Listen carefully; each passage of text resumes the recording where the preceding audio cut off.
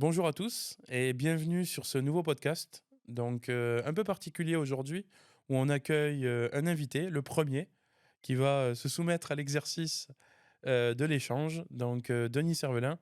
Bonjour Denis, Bonjour Yacine, comment vas-tu? ça va. Bon, ça fait plaisir de te revoir.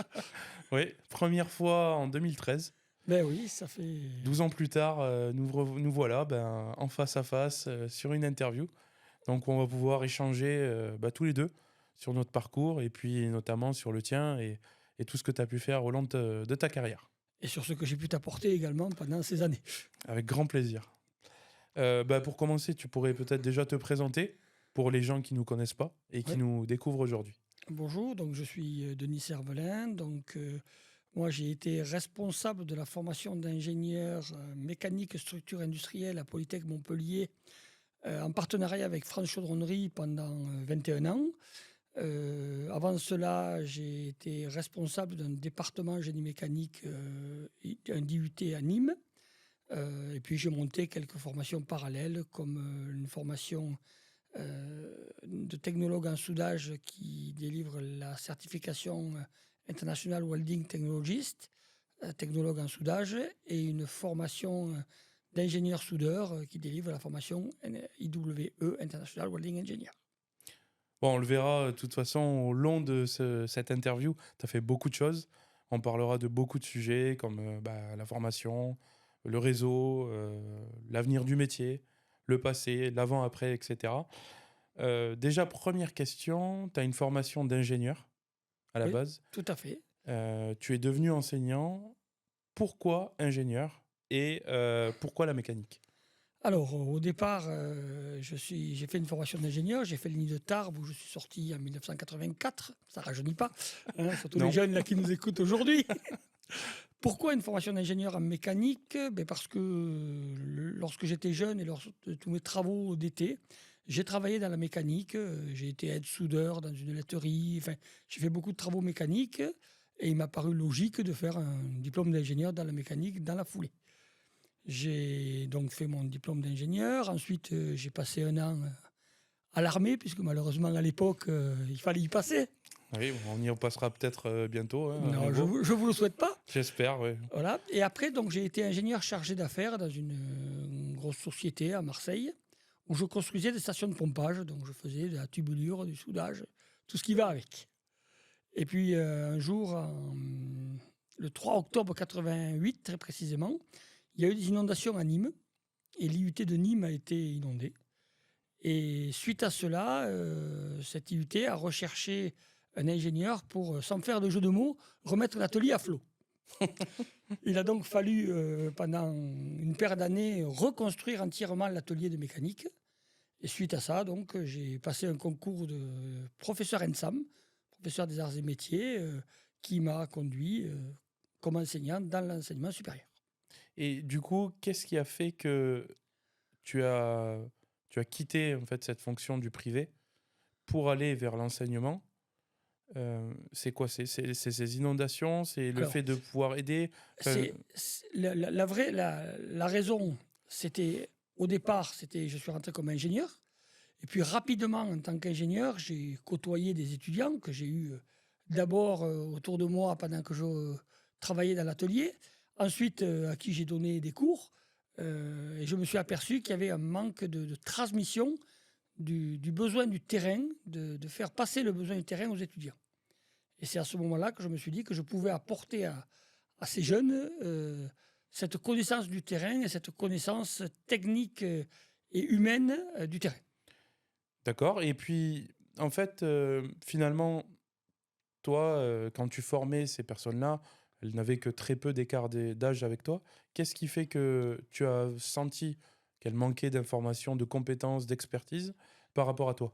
Alors, c'est pas tellement qu'elle manquait d'expérience, de choses techniques. Ce qui manquait surtout chez ces jeunes, c'était la réflexion. Être capable de se poser des questions, parce que quand on commence à être ingénieur et qu'on commence à travailler avec des gens autour de nous, il faut être capable de se poser des questions et de voir un petit peu tous les côtés autres que les côtés techniques qui sont dans le métier. Et souvent, ces jeunes arrivent dans ces métiers, dans la formation technique, en voyant uniquement le côté technique. D'accord, ok. Très bien. Et quand tu es rentré donc dans l'enseignement, tu es rentré avec une ambition, une idée, une vision ou quelque chose d'assez flou finalement en te disant ben, on verra sur le tas et puis Non, l'idée, j'avais pas une idée très précise, si ce n'est transmettre mon savoir. Transmettre mon savoir et surtout faire évoluer les jeunes. Euh, on dit souvent que lorsque l'élève dépasse le maître, c'est que le maître a fait son travail. exact. Donc c'est un peu l'objectif. Exactement. D'accord, ok.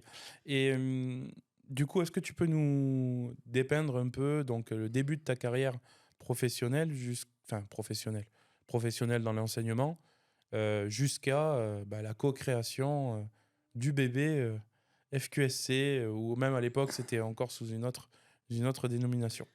Ben, j'ai commencé, donc, je l'ai dit, j'ai reconstruit l'atelier pendant des années. Ensuite, j'ai pris la direction de cet atelier. D'accord. Donc, en tant que professeur de travaux pratiques, je faisais les travaux pratiques de soudage, les travaux pratiques d'atelier à l'IUT. Et très, très rapidement, nous avons été contactés, donc, dès les années 1992-1993, nous avons été contactés par la profession, notamment à l'époque par le SNCT, Syndicat national de la chaudronnerie et la tuyauterie, devenu aujourd'hui France Chaudronnerie, qui avaient besoin de cadres expérimentés dans le métier et qui, à l'époque, il n'y avait pas de formation d'ingénieur à ce niveau-là. Dans nos métiers, dans les métiers de la chaudronnerie, il y avait uniquement des ingénieurs généralistes qui se spécialisaient ensuite dans le métier. Donc la profession nous a demandé à l'époque de mettre en place une formation d'ingénieur dans ce domaine-là.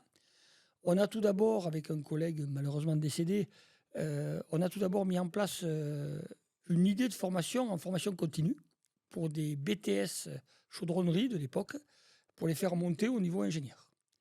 On s'est aperçu très rapidement que ça coûtait très cher. Ça coûtait très cher, pourquoi? Parce que c'était des salariés et qu'il fallait les garder en activité et les payer alors qu'ils étaient en études et qu'il y avait quand même Oui. 3 ans de travail. Et donc, rapidement, on a mis en place une des premières formations d'ingénieurs en apprentissage en France dans le domaine de la chaudronnerie, qui s'appelait à l'époque FQSC, Fabrication et qualité des structures chaudronnées, Oui. en partenariat avec ce syndicat. Cette formation elle a démarré en 1999, la première promo, qui est sortie en 2002. Et étant donné que j'ai été chez France Chaudronnerie, ex-SNCT aussi, pendant 2 ans, euh, comment s'est articulé ce besoin, étant donné que c'est un syndicat professionnel, c'est un syndicat patronal, c'est un syndicat avec des patrons.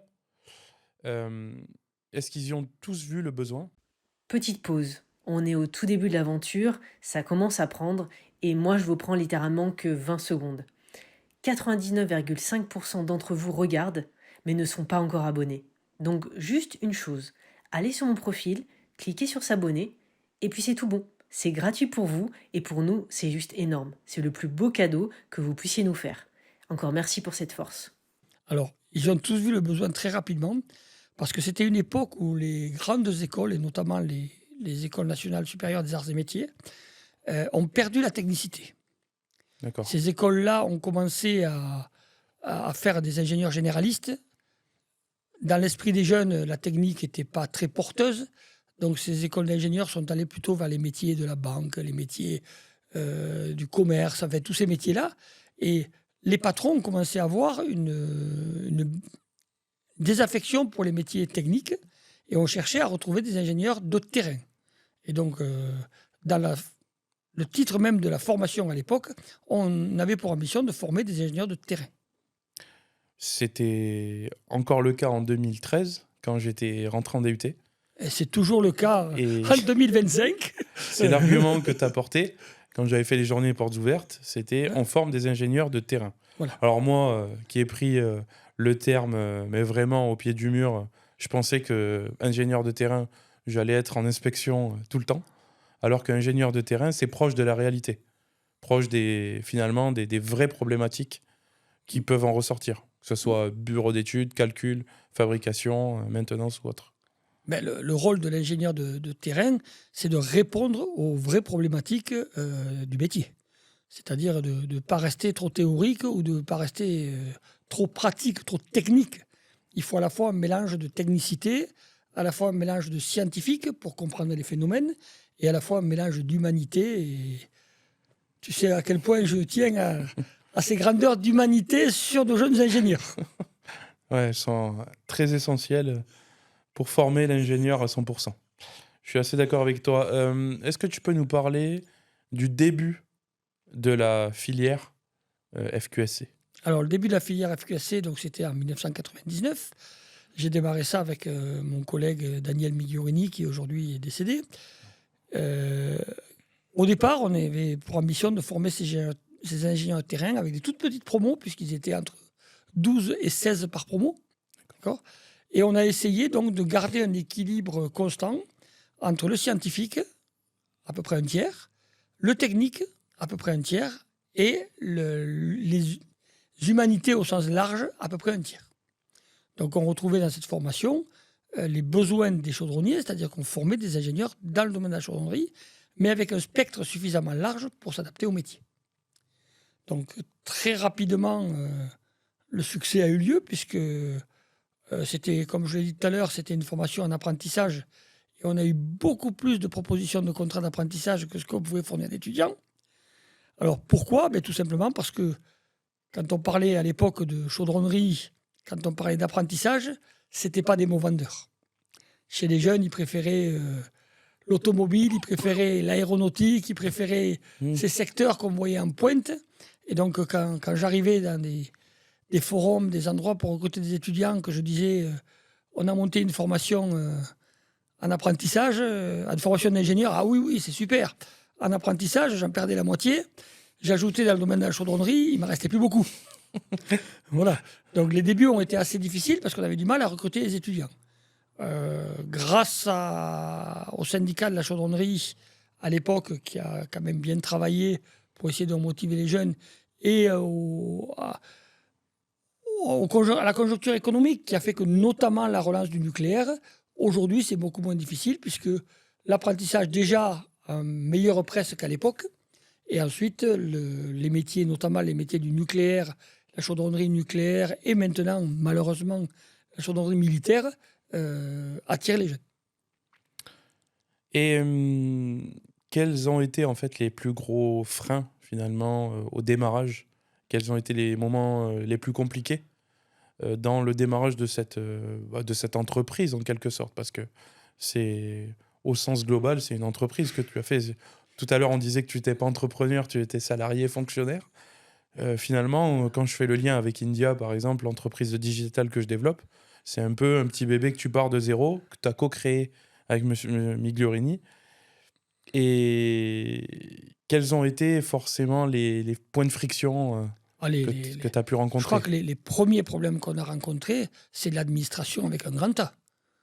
C'est les universitaires qui déjà voyaient l'apprentissage comme le moyen d'être subordonné à Satan, à l'industriel Satan, ce qui pour les universitaires de l'époque, qui étaient les fidèles héritiers de mai 68, avait quand même une connotation très technique. Oui. Donc on s'est un peu heurté à l'administration avec un grand A, et puis aux problèmes d'organisation. Et ça fait partie de l'administration, c'est-à-dire tout ce qui est commission d'ingénieurs, tout ce qui est respecter des cadres bien précis, quoi. Ok.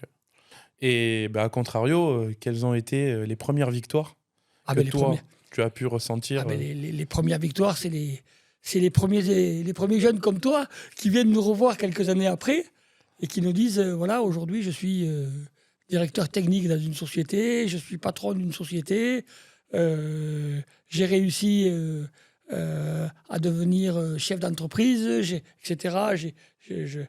Aujourd'hui, je suis reconnu dans mon métier grâce à vous. Et là, du coup, ça prend un peu de temps, mais tu te dis, c'est les premiers fruits, voilà. finalement, de ce que... Ça a été relativement rapide. Hein. Au bout de 4-5 ans, on a commencé à voir des jeunes qui avaient autour de la trentaine là, et qui ont commencé à être entrepreneurs, qui ont commencé à mettre en place des directions techniques, qui ont commencé à être reconnus dans le métier. Voilà. Et je crois qu'aujourd'hui, 25 ans après, on a la majorité des ingénieurs ou des responsables techniques dans les métiers de la chaudronnerie, ils sortent de chez nous. Et d'ailleurs, c'est un petit milieu. On se retrouve pas mal. Très petit milieu, oui. Voilà. Ouais, je confronte, enfin, je discute et je suis confronté à des anciens Polytech quasiment toutes les semaines. Voilà. Donc, oui, comme tu dis, je te le confirme. Pour être encore en activité et encore pour un petit moment, les anciennes Polytech sont très présents et à des places stratégiques. Voilà. Chose qui est intéressante, c'est est-ce que tu savais dès le début que ça allait marcher? Non. Quel Non. était ton sentiment en fait quand tu as Non. lancé? Non, mais je pense que voilà, on voulait démarrer une nouvelle expérience, on voulait faire monter, et je l'ai dit tout à l'heure, là, au départ, la profession nous a contactés parce qu'ils voulaient un niveau plus élevé dans la profession. On voulait monter, avoir des ingénieurs chaudronniers. Et je crois qu'au départ, ça faisait partie de l'objectif, c'est-à-dire pouvoir dire, on va offrir aux jeunes, aux étudiants, cette possibilité d'être ingénieur et d'avoir des postes élevés dans notre profession. Et ça, c'est quand même un moteur assez Ouais. important de pouvoir se dire, bon, c'est notre relève demain. Voilà, donc c'est comme ça qui est important. Complètement. Si aujourd'hui tu devais juger la différence entre un ingénieur de 1985 et un ingénieur en 2025. Alors, il y a beaucoup de choses. Il y a beaucoup de choses, et notamment, il y a le monde a changé. Je crois qu'il faut le dire. Le monde de 1985 n'était pas du tout celui de 2025. Il y a l'ouverture d'esprit. En 1985, moi, quand j'ai fait mon diplôme d'ingénieur, on m'apprenait à appliquer. On m'apprenait des choses et on me disait, vous allez avoir besoin de faire ça. 20 ans après, donc dans les années 2000, il y a eu l'ouverture, la mondialisation. On ne fabriquait plus grand-chose en France. On nous a dit, il va falloir apprendre à faire fabriquer ailleurs. On sait tous que beaucoup de technologies se font en Chine, etc. Il va falloir faire fabriquer ailleurs, mais il va falloir aussi être capable de contrôler ce qui est fabriqué ailleurs, de vérifier que les cahiers des charges qu'on donne ailleurs sont respectés. Oui. Et pour pouvoir contrôler qu'un cahier des charges est respecté, encore faut-il le comprendre. Et il va falloir donc s'ouvrir l'esprit, et notamment sur l'ouverture d'esprit, sur la manière de penser de soi, de penser des autres, et sur le langage. Alors quand je dis langage, je sous-entends l'anglais évidemment. Bon, mais ça aujourd'hui, un ingénieur qui ne parle pas anglais, c'est pas un ingénieur, donc je n'en parle même pas. Mais aussi l'état d'esprit, être capable de comprendre un autre ingénieur et une autre culture. Et aujourd'hui, je travaille encore avec France Chaudronnerie là, sur le comité de prospection, où on est toujours en train d'essayer de savoir ce que seront nos ingénieurs demain. Quand je dis demain, c'est dans 20 ou 25 ans. Et c'est toujours le vrai problème. Parce que ce qu'on enseigne à nos jeunes aujourd'hui, qui ont entre 20 et 25 ans, ils seront dans la force de l'âge dans 20 ans, là, entre 40 et 45 ans. Et c'est à ce moment-là que ce qu'on leur a enseigné aujourd'hui, il faudra qu'ils l'appliquent. Exact. Donc nous, on doit être capable aujourd'hui d'essayer, et je dis bien essayer parce que ce n'est pas une chose facile, de savoir ce que seront nos métiers demain. Et du coup, je te prends au jeu. Dans 20 ans, dans 15 ans, 20 ans, à quoi ressemble l'ingénieur chaudronnier? Mais si je le savais, je ne serais pas là. Bon, on a quelques idées. Je pense qu'aujourd'hui, l'arrivée de l'IA, l'arrivée de nouvelles techniques, l'arrivée de beaucoup de choses va révolutionner le métier. C'est-à-dire que, contrairement à ce qu'on pense dans nos métiers, l'IA ne va pas remplacer ou très peu remplacer les gens. Par contre, elle va aider les experts à devenir des meilleurs experts.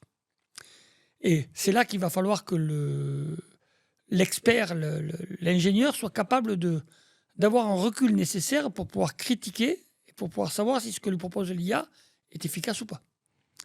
Ça, c'est côté technique, côté métier.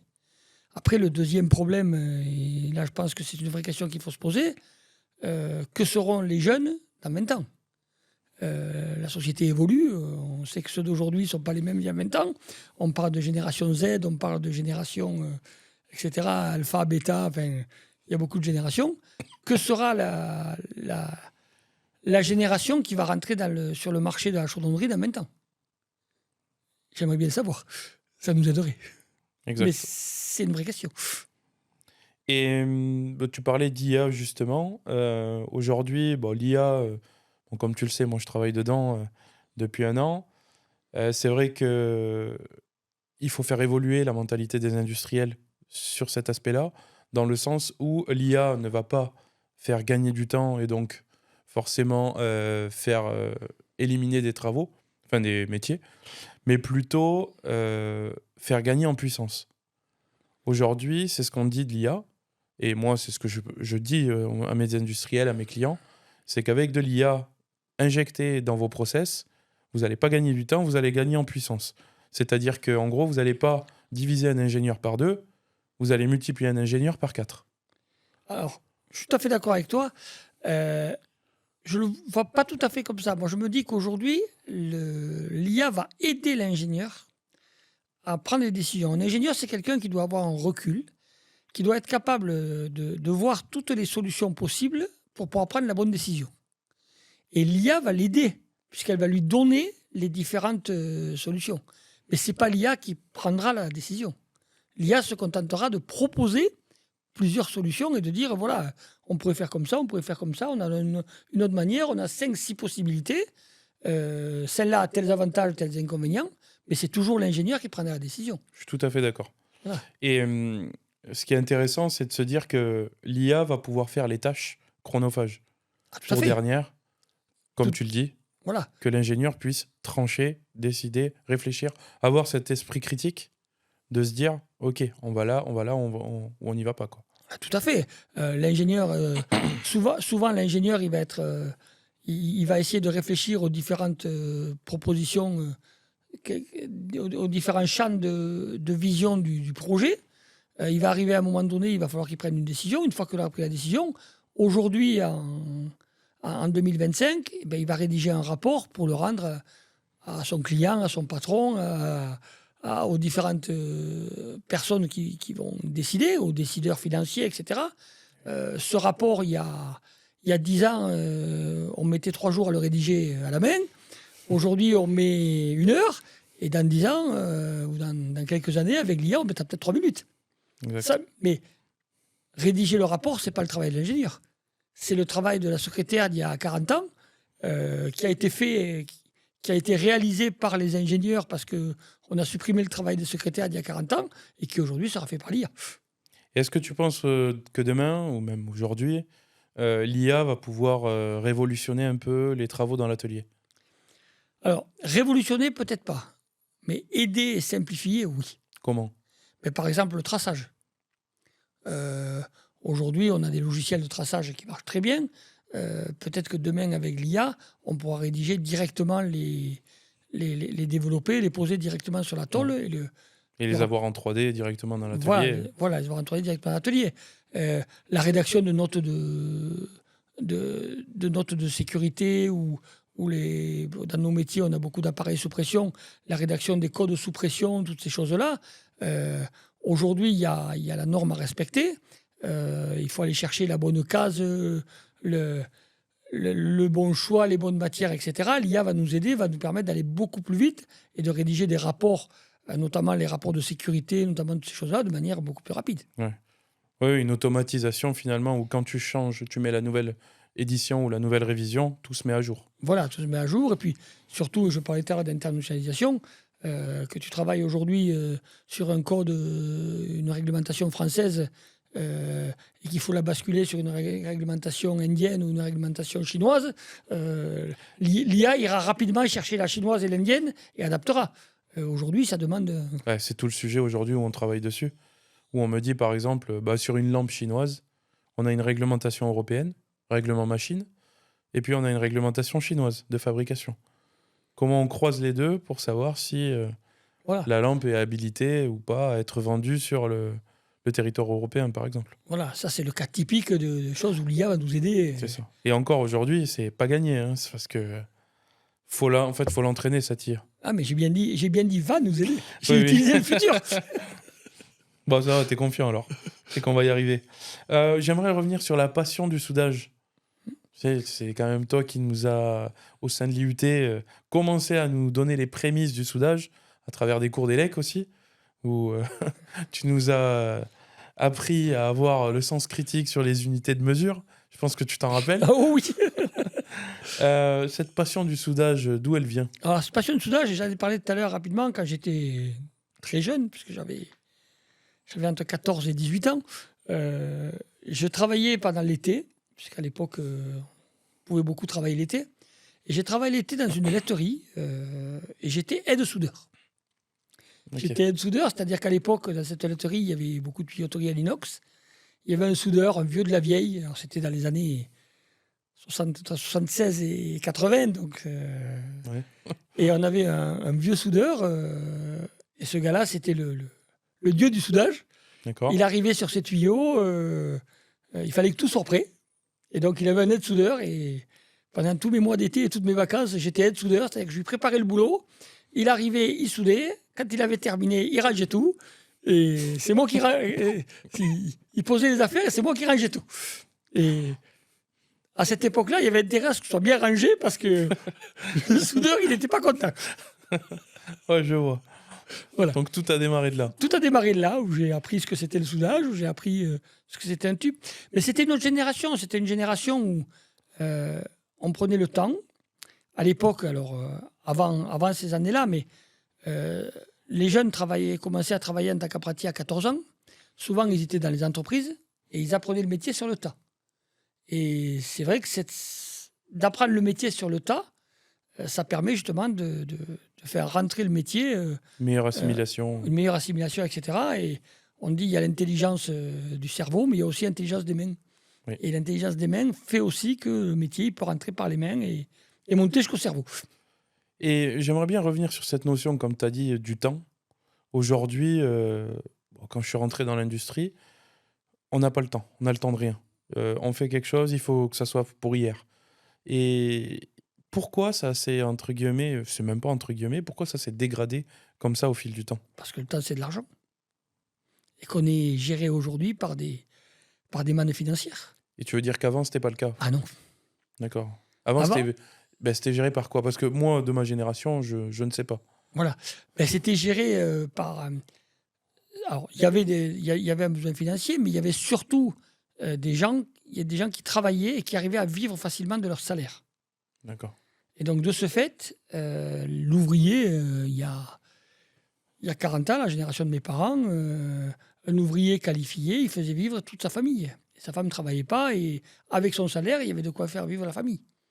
Petit à petit, on a abandonné un petit peu l'attrait des métiers manuels aux dépens des métiers beaucoup plus intellectuels. Oui. Et puis, l'argent a pris le pas là-dessus. Ouais, c'est vrai, on le voit, la génération de mes parents m'a poussé à faire un métier intellectuel au détriment d'un métier manuel en me disant que le métier intellectuel, c'était Voilà. c'était le top, c'était enfin, Ouais. alors qu'en grandissant, tu vois, j'ai des amis qui sont compagnons boulangers, compagnons chaudronniers. Et les mecs, ils ont, en fait, les mecs et les femmes, pardon, ils ont de l'or entre les mains. Voilà. Aujourd'hui, Et un bon plombier, un bon maçon, un bon chaudronnier, puisque c'est dans nos métiers, c'est quelqu'un de fabuleux. C'est quelqu'un qui a de l'or dans ses mains. tu vois, c'est ce qu'ils disent notamment aux États-Unis et sur l'IA. Ils disent les futurs milliardaires de demain, c'est pas les personnes qui vont développer des logiciels dans l'IA ou qui vont développer les dernières applications. C'est plutôt le maçon qui va fabriquer, ou le plombier ou l'électricien qui va fabriquer les data centers pour pouvoir encaisser justement toute cette charge qu'on va donner demain. Donc l'idée était de dire, ça va pas devenir des milliardaires, mais l'idée était de dire que les métiers manuels demain, étant donné que tout le monde s'oriente vers de l'intellectuel, de l'abstrait, du logiciel, tu vois, je pense que tu le vois aussi, il y a une recrudescence vers le digital qui est absolument phénoménal.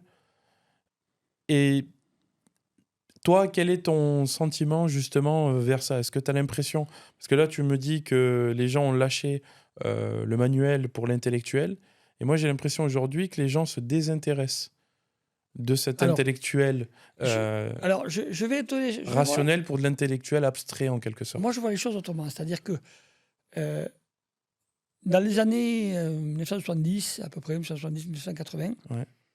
On avait d'excellents ouvriers. Et j'emploie le mot ouvrier volontairement, même Ok. si ça fait très politique aujourd'hui. Oui.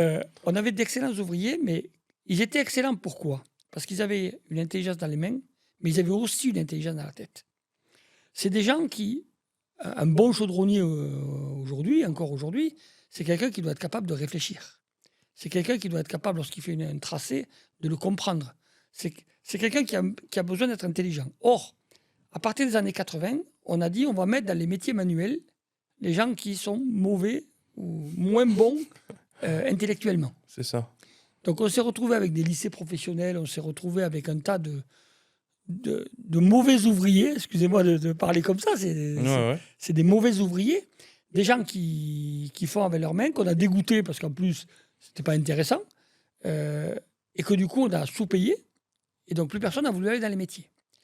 Et aujourd'hui, on commence à avoir des générations qui ont le bac plus 2, qui ont fait des études de droit, qui ont fait des études de médecine, qui ont fait des études, qui s'aperçoivent que c'est pas du tout leur chemin, et qui ont besoin de revenir dans ces métiers manuels. On le voit avec les pâtissiers de demain, les émissions à la télé, toutes ces choses-là. C'est vrai. Et moi, je rêve qu'il y ait une émission à la télé sur le chaudronnier de demain. Et pourquoi pas?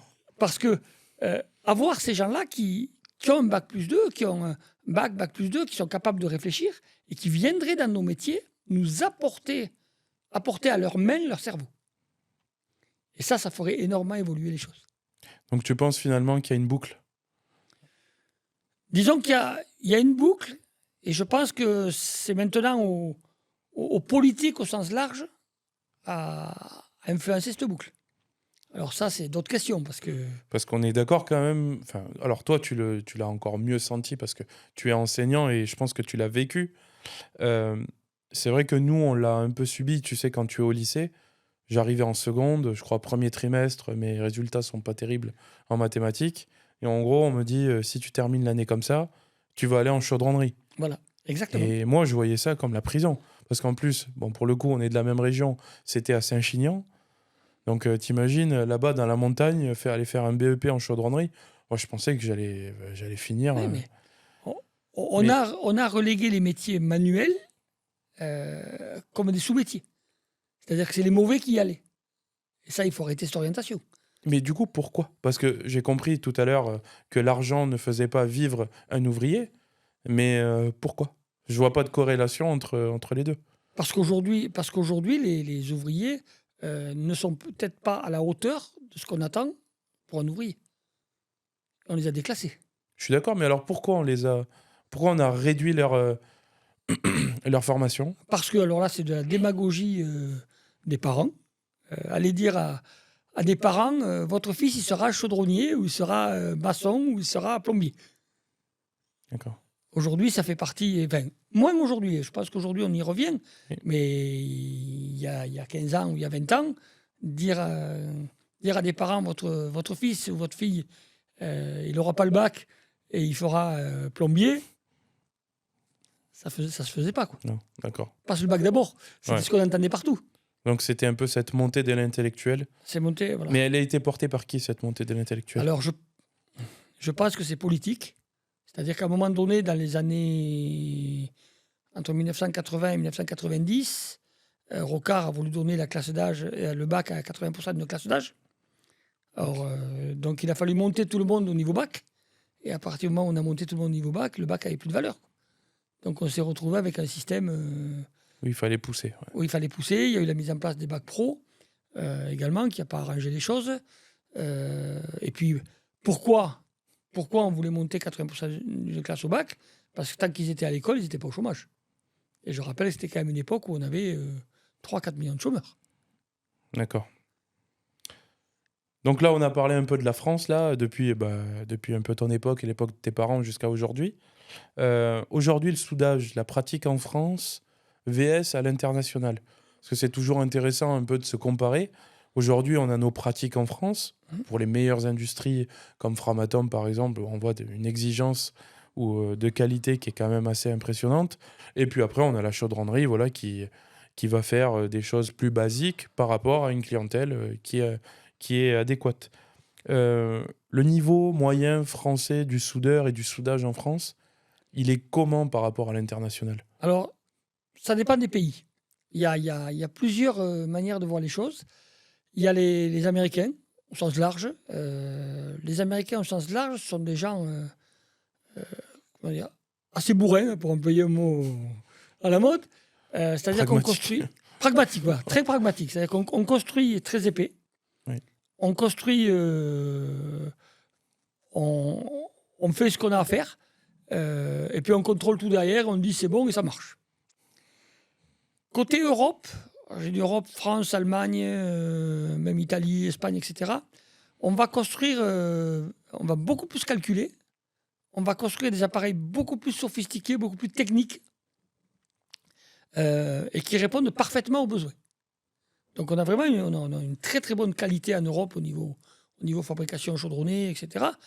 On n'a rien à envier aux Américains, à d'autres. Et puis après, il y a les pays aujourd'hui émergents, la Chine, enfin tous ces pays-là, où là, ils sont capables de faire le meilleur comme le pire.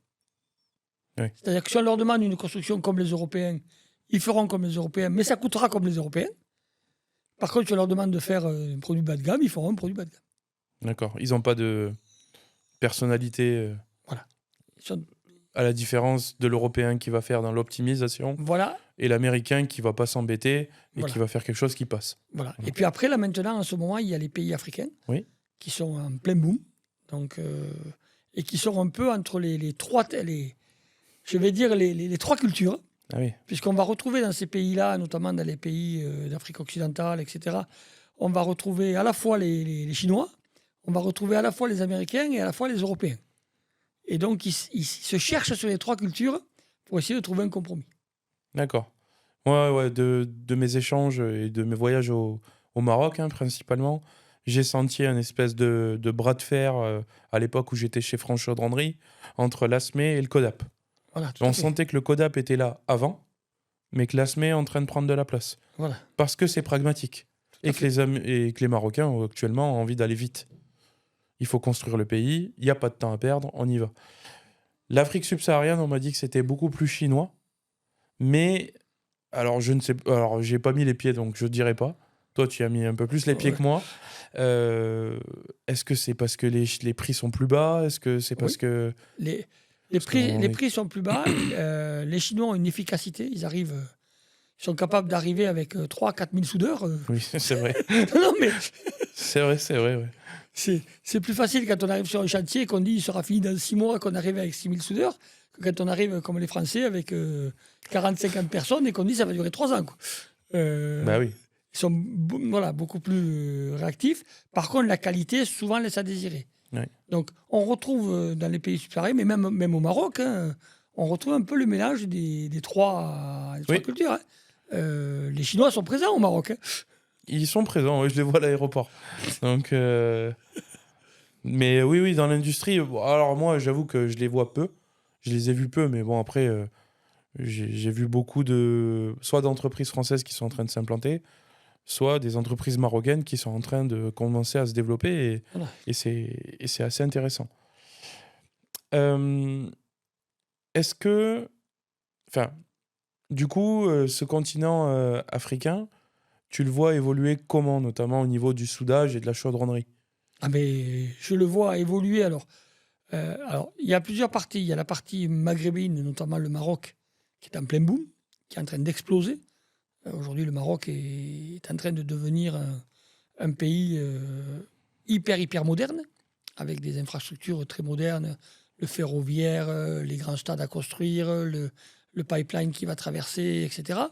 Donc, c'est des pays qui vont monter énormément, et surtout qu'il y a une main-d'œuvre beaucoup moins chère que chez nous.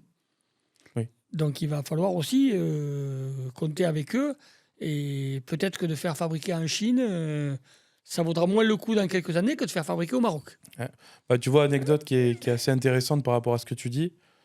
C'est un directeur général là, d'une entreprise aéronautique, donc basée à Casablanca, qui a dit il y a 20 ans, on envoyait une équipe de Français au Maroc, justement pour structurer un peu l'entreprise, apporter les process, etc.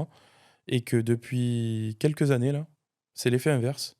C'est des Marocains qui montent en France pour aller donner un coup de main aux entreprises françaises qui galèrent à trouver des personnes qualifiées. Alors, je rebondirai là-dessus. On parlait tout à l'heure du manque de main-d'œuvre, des ouvriers qualifiés, des gens là-dessus.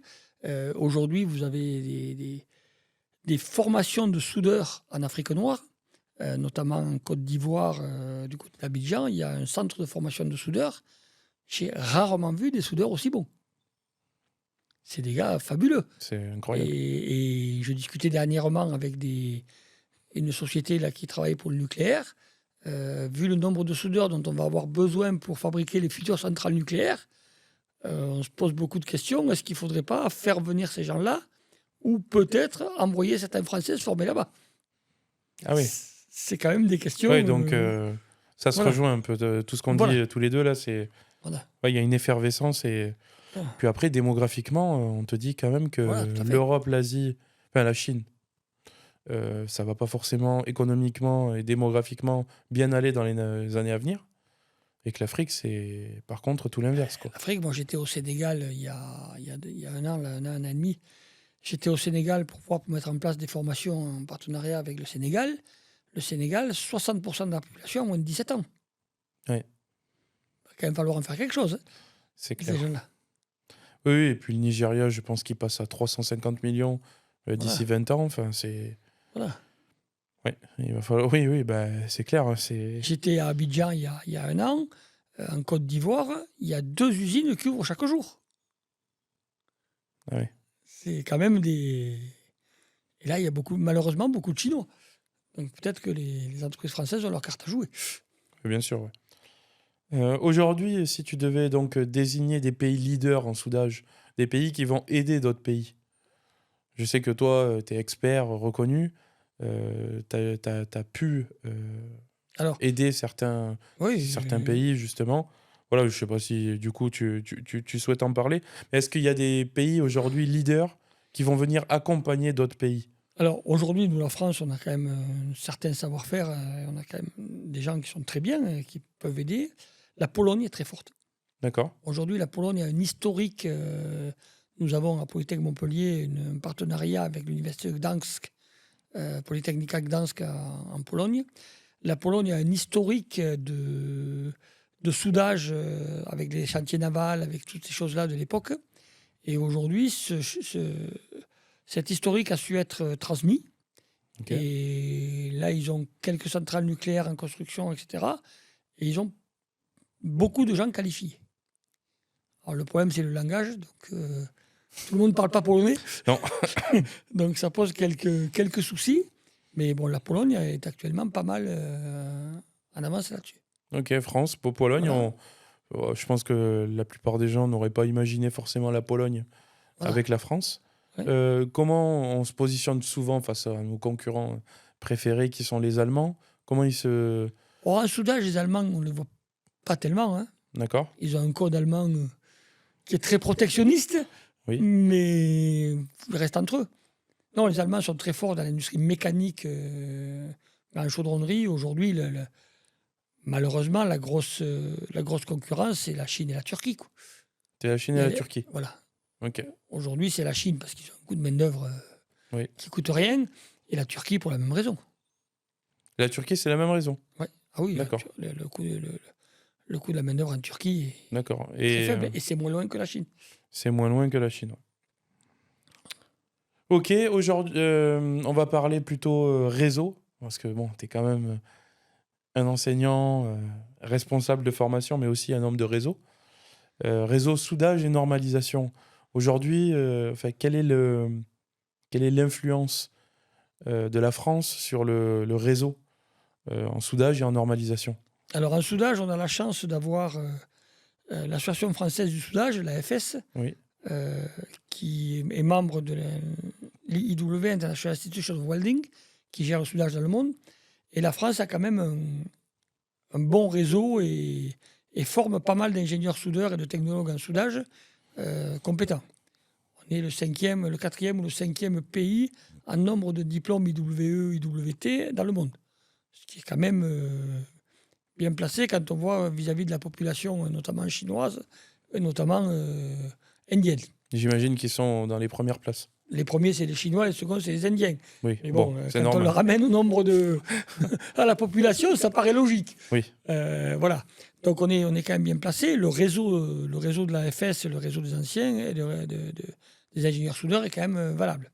Alors nous, je disais tout à l'heure que quand on a monté la formation d'ingénieur à l'époque, on nous a mis en place 16 ingénieurs de chaudronnerie. Aujourd'hui, on a formé à peu près 500 ingénieurs dans le domaine de la chaudronnerie. Oui. On commence à avoir un sacré réseau qu'on est en train de mettre en place. Et tu le disais tout à l'heure, à chaque réunion, on retrouve pas mal d'anciens qui traînent. Voilà. Et moi, là, je vais bientôt partir à la retraite. Et avant de partir, j'aimerais justement structurer ce réseau, mettre en place quelque chose pour que on ait une trace de ce réseau et qui continue à accepter. Parce qu'aujourd'hui, c'est un peu moins le catalyseur, puisque je suis à l'origine de la formation, et que 25 ans après, je suis encore là. Mais bon, il faut que ça survive après moi, et c'est à vous, c'est à vous les jeunes ça peut être à travers une application, une toile d'araignée. Voilà, après, c'est à vous de mettre en place ça avec des outils modernes, quoi. Oui. Voilà. Et peut-être quelques rassemblements de temps en temps, comme on a pu faire pour les 20 ans de la... Et comme on fera peut-être bientôt aussi... Comme on a pu faire pour les 20 ans de la à l'occasion de ton promotion. départ. Très intéressant. Je vais repartir plutôt sur le mot uniquement réseau. Moi, j'ai travaillé chez France Chaudronnerie pendant 5 ans. J'ai vu un peu l'impact de ce réseau et l'impact que ça pouvait avoir, négatif ou positif. À faire très attention, il faut rester quand même... Si on veut être, entre guillemets, dans la lumière, il faut y faire attention. Comment il se construit ce réseau quand tu es ingénieur, que tu ne vas pas forcément chez France Chaudronnerie?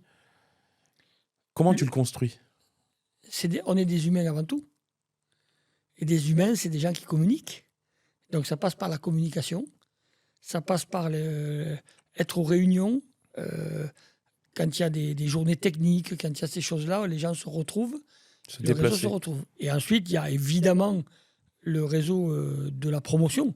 Je pense que quand tu retrouves tes collègues de ta promotion, tu vois ce que je veux dire par le réseau. Et puis, c'est de l'humanité, avant tout. Voilà. Et c'est pour ça que des journées de rassemblement, comme on a pu faire les 20 ans, on avait à peu près une centaine d'anciens sur 350. C'est déjà un début de réseau assez intéressant. Oui, et puis c'est un réseau fort, avec un tissu qui est très lié. Enfin, on sent que... C'est bizarre à dire, mais la semaine dernière, ou il y a 2 semaines, j'étais au Maroc avec un ancien de Polytech, promo 2008-2011. Pas du tout ma promo, je suis 2016-2019. Et pourtant, on s'est retrouvé à un after-work organisé par la Chambre franco-marocaine, et on a discuté toute la soirée. Voilà. Et on n'avait pas forcément les mêmes parcours, etc. Mais c'est assez dingue, parce que tu te dis finalement, c'est normal, c'est un réseau, ils viennent du même endroit. Mais sans avoir vécu les mêmes choses au même moment, on a quand même ce lien de connexion, quoi. Et c'est assez fort, quoi, tu vois. Et quand je dis que dans la formation, il y a un tiers d'humanité, c'est ça. Je pense que c'est ce qui retransparaît, quoi. Voilà. Donc... au long de ta carrière, tu as fait quand même beaucoup de bénévolat, encore aujourd'hui énormément. Implication associative, l'AFS, France Chaudronnerie et tant d'autres. Quelle est l'importance de cette implication, en fait? Parce que tu aurais très bien pu te dire, je suis Denis Cervelin, je suis professeur fonctionnaire, je fais mon 8h, 17h, et puis, à la semaine prochaine, quoi. Si on veut que le monde évolue, c'est vers vous qu'il faut, c'est vous qu'il faut aider. C'est vous les futurs, c'est vous le futur du pays. J'ai eu la chance de sortir de l'école républicaine. Mes parents étaient ouvriers.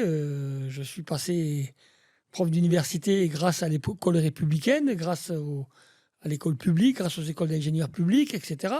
Et donc c'est à mon tour maintenant, en tant qu'enseignant d'école d'ingénieurs et directeur de formation, de vous transmettre le bébé et de vous donner les moyens d'aller plus loin. Tu as ce sentiment de devoir transmettre. Tu as eu en gros une chance Voilà, et tu vas la. voilà de transmettre et de continuer à ce que l'école républicaine au sens large permette de faire évoluer les jeunes. Très bien. Plutôt anecdote. Quelle est, on va dire, la chose que tu as apprise grâce aux élèves ou anciens élèves? Oh, j'en ai appris beaucoup. La chose peut-être qui t'a le plus marqué. Plus marqué avec les anciens, il y a eu tellement de choses. Au fil des années, Être capable de se remettre en cause et ne pas vieillir. C'est-à-dire essayer de comprendre comment fonctionnent les jeunes. Alors, c'était relativement, je dirais, commun tant que j'avais mes enfants à la maison. C'est-à-dire que tant que j'ai eu mes enfants qui étaient étudiants, etc., ben, je voyais tous les jours, je les voyais vivre, donc je comprenais les jeunes. Et du jour où mes enfants ont quitté la maison et où je me suis retrouvé avec plus de contact direct avec les jeunes, ouais. il a vraiment fallu que j'essaye de comprendre comment les jeunes fonctionnent pour me mettre à votre niveau. Et ça a été compliqué? Non, compliqué, non, mais ça demandait du travail. C'est-à-dire qu'il fallait sans arrêt, quand je parle d'ouverture d'esprit, c'est ça. D'accord. Comprendre que vous, au sens large, les jeunes, n'avez pas les mêmes manières de voir que moi. Vous n'êtes pas meilleur, vous n'êtes pas moins bon, vous voyez les choses différemment. Et après, c'est de la sociologie. Chaque génération est différente. Donc, il faut savoir s'adapter à la génération. Et là-dessus, les jeunes m'ont beaucoup appris.